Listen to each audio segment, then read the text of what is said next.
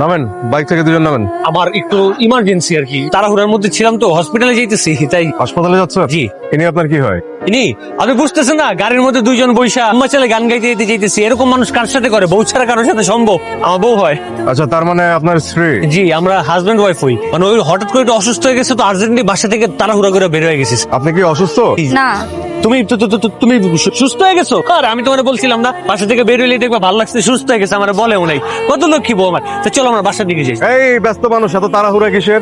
গাড়ির কাগজপত্র দেখান আর আপনার লাইসেন্স দেখান। আছে কিন্তু দেখাইতে পারবো না আর কি, মানে তাড়াহুড়া করে বাসা থেকে বের হয়েছি তো, বুঝে নিত ইমার্জেন্সি একটা ব্যাপার, বাসায় রেখে আসছি। আমার তো এখন সন্দেহ হচ্ছে বাইকটা আপনার নাকি। সত্যি করে বলেন, বাইকটা কি আপনার? বাইকটা অবশ্যই আমার, 100% আমার। বাইকটা কি ওনার? না, অন্য জনের। মানে স্যার হচ্ছে কি, তাড়াহুড়া করে গাড়ি না বেরোবো না, বাইক নিয়ে বেরোবো, চাবি পেয়েছিলাম না, আরেকজনের বাইক নিয়ে চলে আসছে। আমারই বলতে গেলে। আপনাকে এখন 4,500 টাকা জরিমানা দিয়ে এখান থেকে যেতে হবে। কি? 4,500 টাকা জরিমানা দিবেন এখন। তো জীবনে প্রথমবার এরকম একটা ভুল করছি, প্রথমবারের জন্য একটু কনসিডার করতে পারবেন না? হ্যাঁ, তাহলে বাইকটা রেখে যান আপনার। জরিমানা কত যেন? 4,500 টাকা। নিজের কি খুব বড় হাজি সাহেব মনে করো? সামান্য একটা কথার জন্য কতগুলো টাকা জরিমানা দিতে হইল। আমি কি প্রথমে কিছু বলছি? আপনি যে আমাকে স্ত্রীর পরিচয় দিয়েছেন তখনও তো আমি চুপই ছিলাম। তারপর আবার তাহলে মত ঘুরে এলে কেন? কি করব? আপনি একটার পর একটা মিথ্যা কথা বলছেন আর পার পেয়ে যাচ্ছেন। এতগুলা মিথ্যা হজম করা যায় নাকি? মাঝে মাঝে এরকম মিথ্যে একটু বলতে হয়।